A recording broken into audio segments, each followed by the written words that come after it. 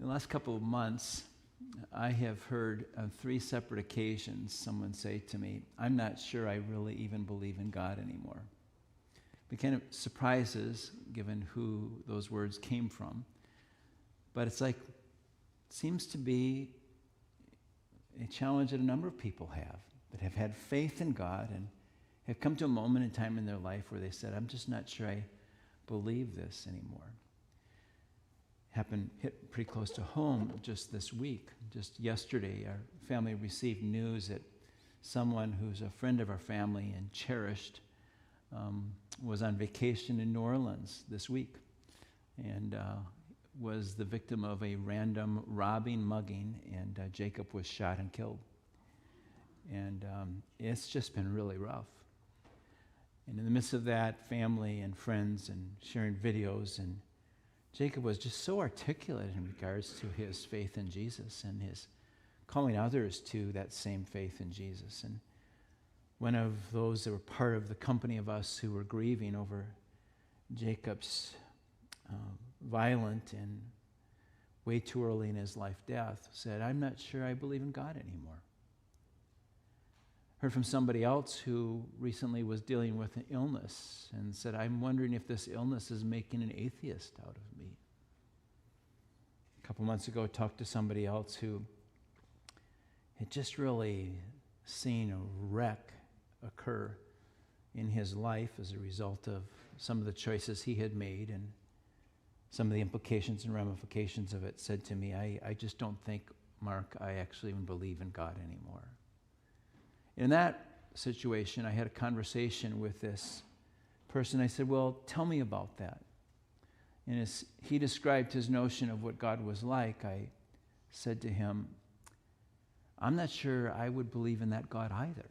I mean, isn't it interesting that we have this sense, we actually construct a notion of what God is like, and then if that notion is flawed, the sense of faith in that God is gone.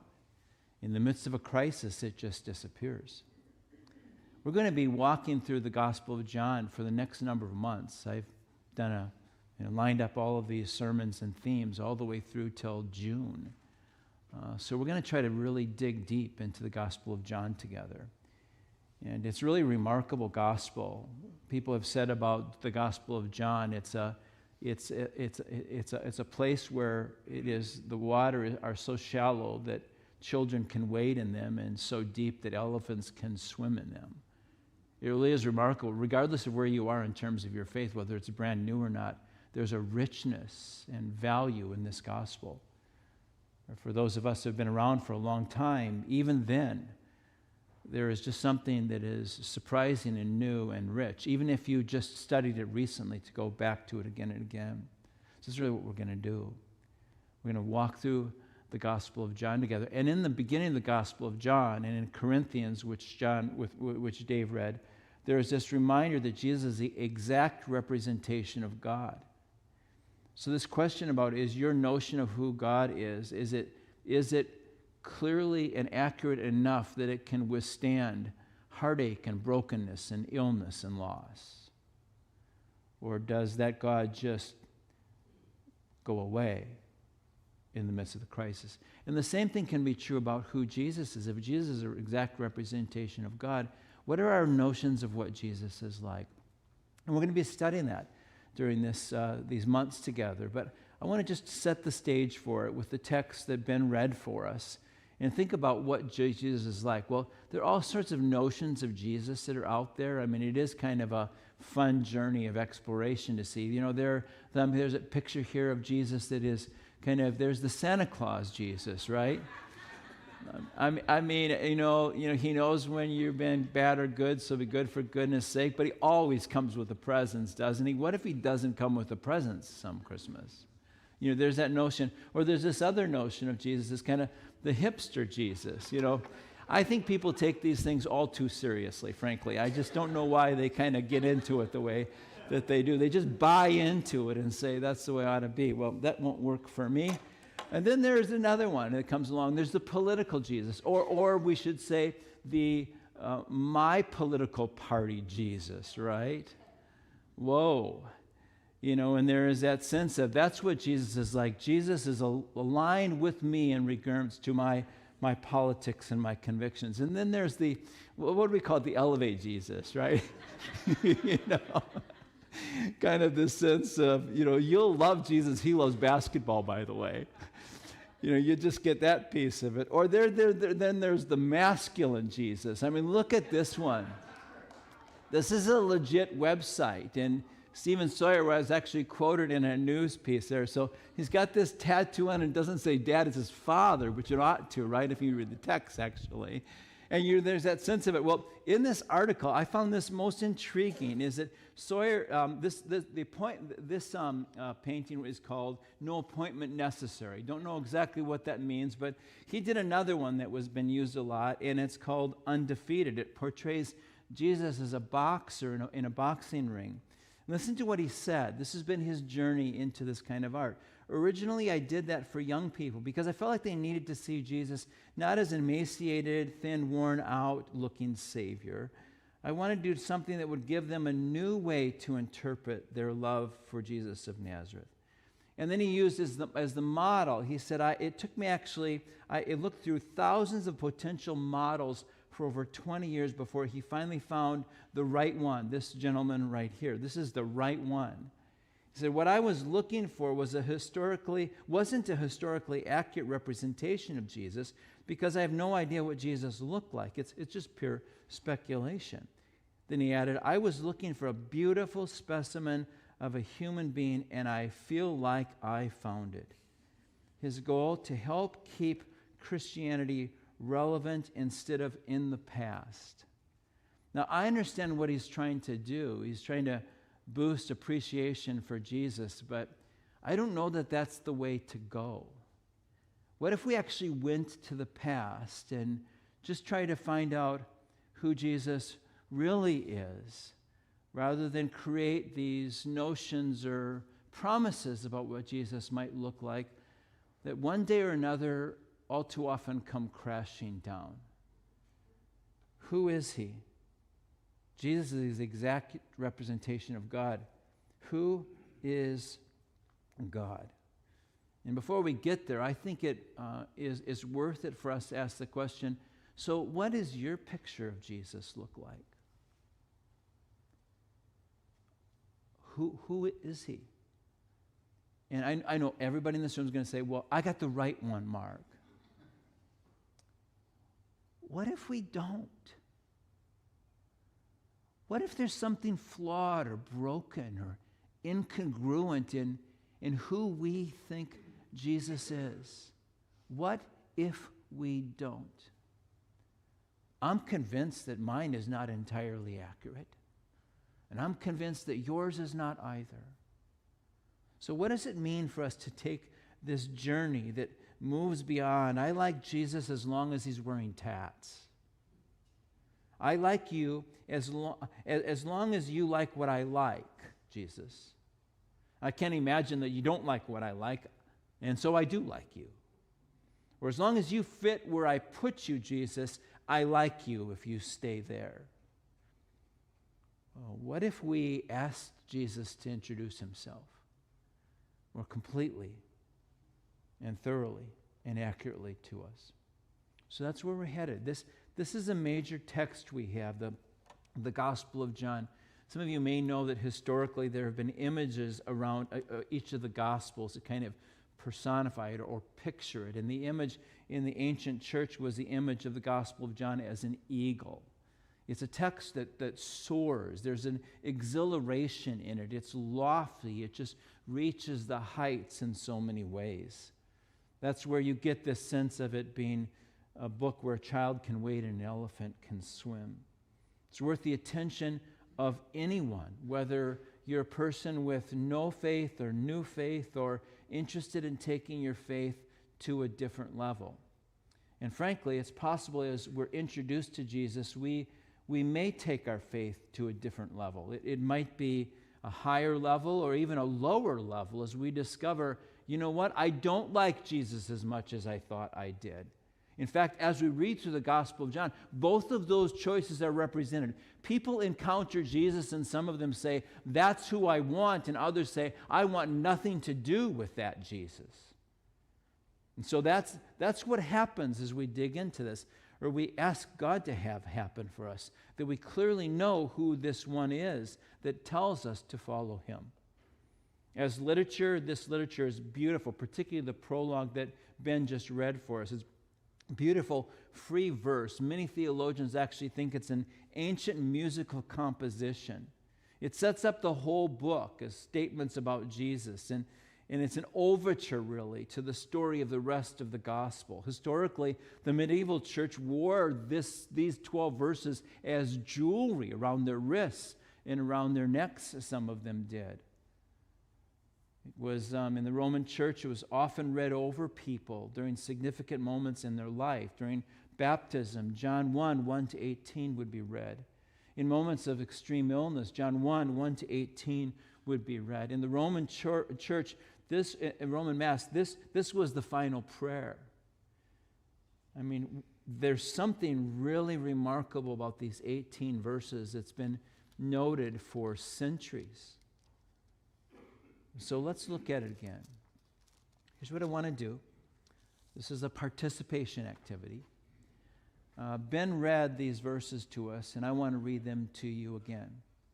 And I would just like to ask you, and this is a spiritual practice for some people, to read it and to listen for a word or a phrase that particularly stands out for you.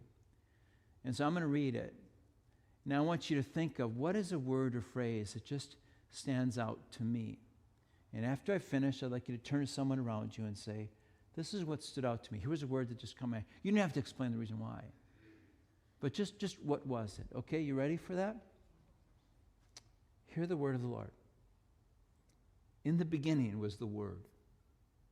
And the Word was with God, and the Word was God. He was with God in the beginning. Through him all things were made. Without him nothing was made that has been made. In him was life, and that life was the light of all mankind. The light shines in the darkness, and the darkness has not overcome it. There was a man sent from God whose name was John. He came as a witness to testify concerning the light, so that through him all might believe. He himself was not the light. He came only as a witness to the light. The true light that gives light to everyone was coming into the world. He was in the world, and though the world was made through him, the world did not recognize him. He came to that which was his own, but his own did not receive him. Yet to all who did receive him, to those who believed in his name, he gave the right to become the children of God, children born not out of natural descent nor of human decision or a husband's will, but born of God. The Word became flesh and made his dwelling among us. We've seen his glory, the glory of the one and only Son who came from the Father, full of grace and truth. John testified concerning him. He cried out, saying, "This is the one I spoke about when I said, 'He who comes after me has surpassed me because he was before me.' Out of his fullness, we have all received grace in place of grace already given. For the law was given through Moses, grace and truth came through Jesus Christ. No one has ever seen God but the one and only Son, who is himself God and is in closest relationship with the Father, has made him known." This is the word of the Lord. Now, just share with someone a word or phrase that stood out to you as you heard those words read. Go ahead.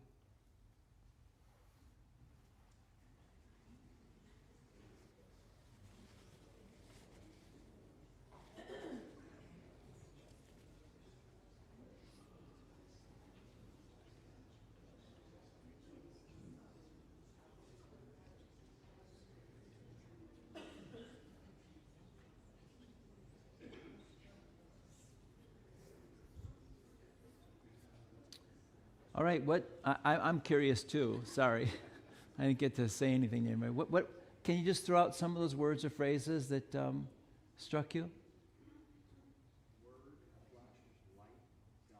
Wait, I said one. You get one, Matt. Word, flesh, light, God. Okay, what else? Grace and truth. They did not recognize him. Huh. Child of God. Huh. Darkness has not overcome him. Was. It's pretty rich, isn't it? I mean, it's just packed with stuff. In fact, people have looked at this and said, all of what the Gospel of John is about is loaded into these 18 verses. And then it's just developed from there. I can't wait for next Sunday, frankly. I mean, it's just to me so rich in so many ways. But we're here this Sunday, and so I want to unpack it just a little bit. So some of the major elements that have stood out to me here. The first is, what Matt mentioned, the Word. In the beginning was the Word, and there's been a lot of question about what is this all about. Philo, who was a Jewish thinker and influenced by Plato and Aristotle, for him, the Word, or logos, was one of his favorite concepts. And in that period of time, it was equated with a sense of universal reason or divinity residing in humanity. And Jesus doesn't necessarily parrot back these concepts from Philo and others. He personalizes them, though. The Logos is a historical person. In verse 14, the Word is identified. It is Jesus the Christ. In the beginning was Jesus the Christ, and Jesus the Christ was with God, and Jesus the Christ was God. That is what John is saying. That is what Jesus looks like. So there's a sense of the Word and Christ's supremacy that is a part of it. It's right there in that text. In the beginning was the Word was with God. The sense of supremacy of Christ. He is, it says, the only one. In verse 14, it says that Jesus reveals the glory of God, and he is the one and only, meaning no one like him has ever lived. That's who he is. Verse 18, Jesus is God, the one and only at the Father's side. It's there again. Scholars have said about just these succinct descriptions of who Jesus is, this is as clear a statement as the twin realities of the Trinity as there is. God is one, and God is Father and Son. Stunning, actually, for the clarity of the Trinity to reside in these introductory verses. And it's also been said this is as clear a statement of the authority of Jesus as there could possibly be. This is God the only. That is how John describes him. I know it's popular to say, particularly in a culture, that it doesn't matter who or what you believe. It's basically all the same thing after all.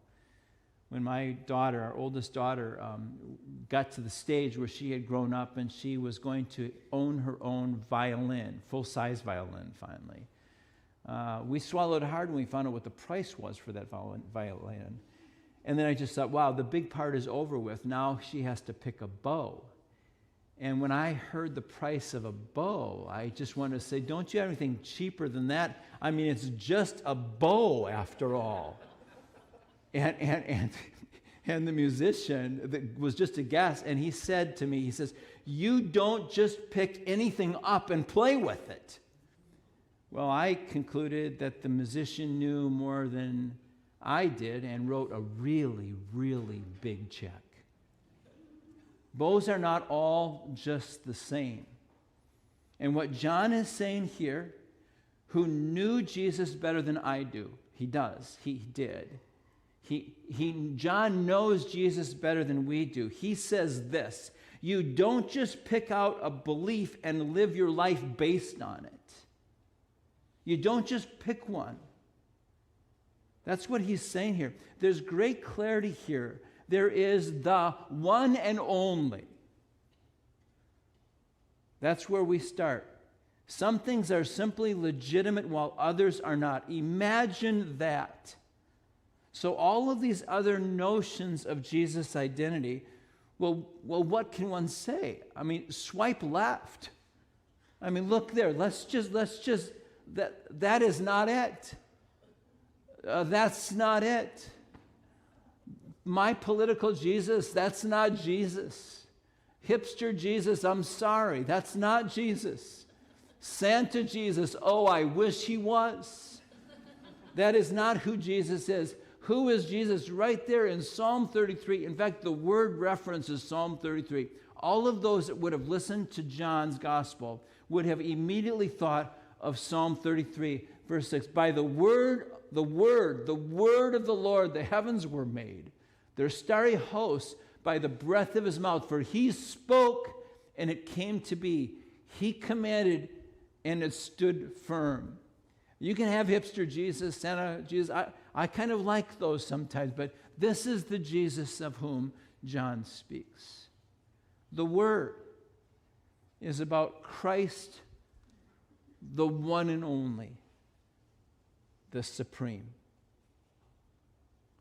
John the Baptist actually talks 2 points of time, but one is right here where he says, the one who surpasses me. And we're going to look and flesh that out in really remarkable ways, stunning ways along the way. What if Jesus isn't my personal assistant, Jesus? What if Jesus isn't handy in a tight spot, Jesus?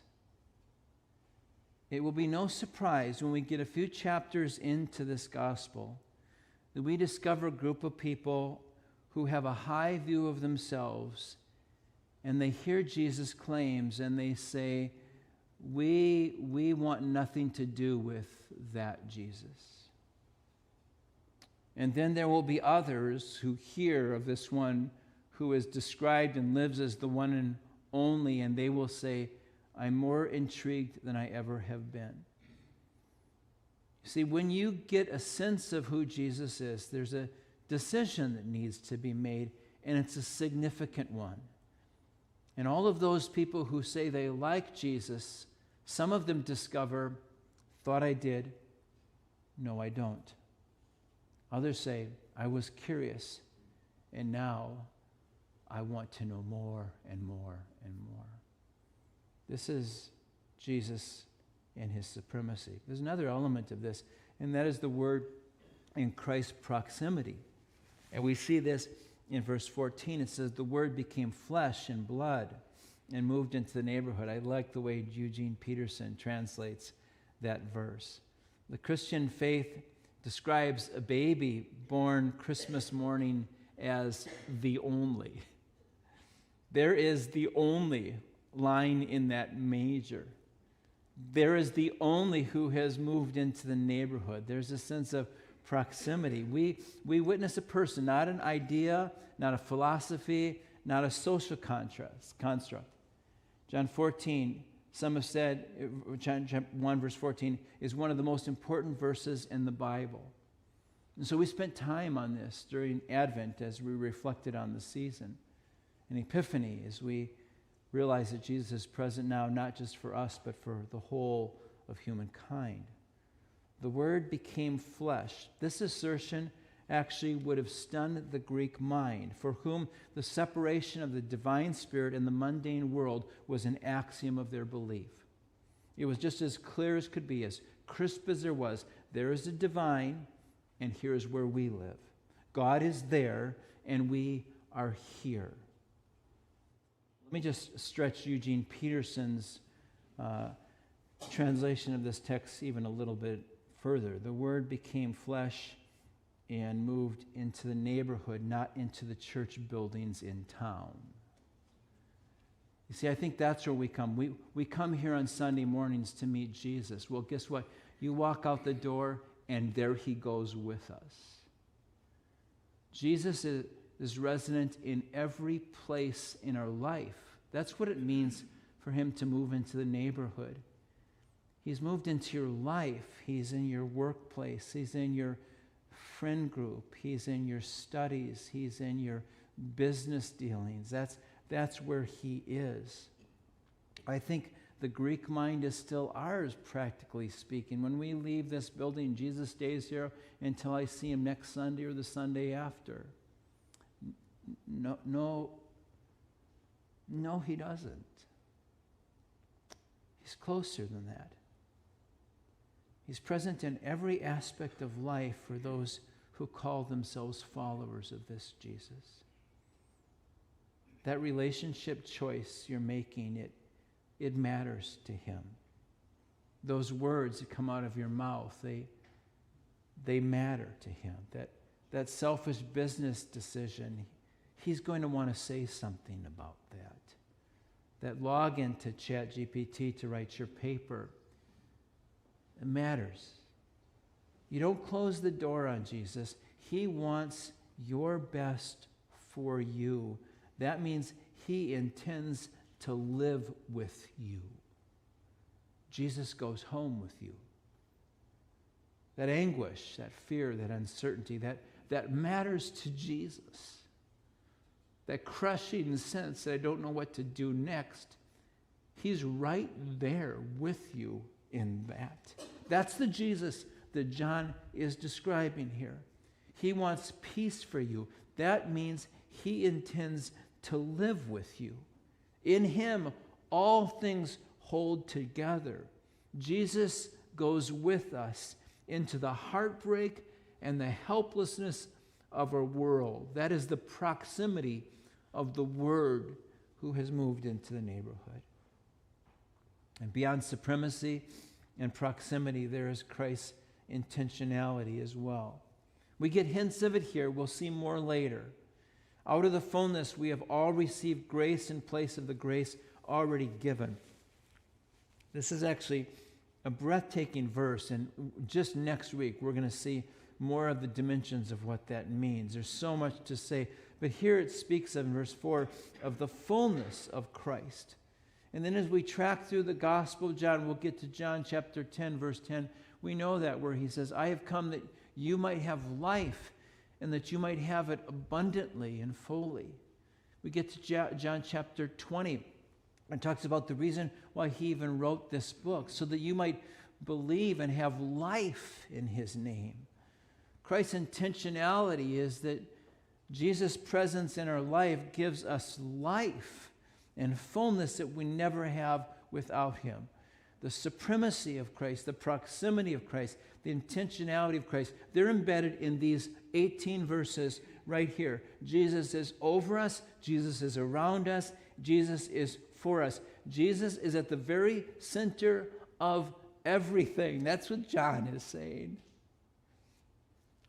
For everyone. For everyone. Pascal writes, Jesus is the center of all, the object of all.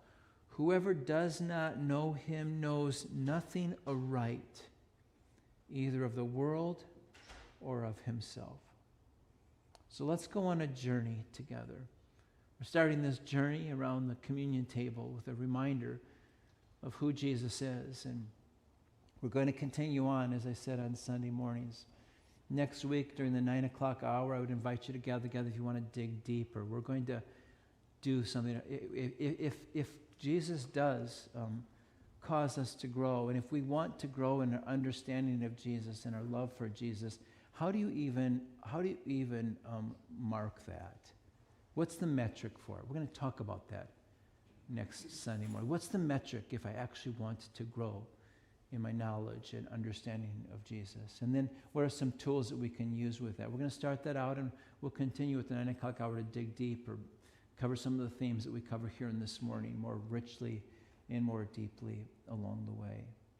But here we are this morning with this opportunity for us to invite Jesus to show himself to us.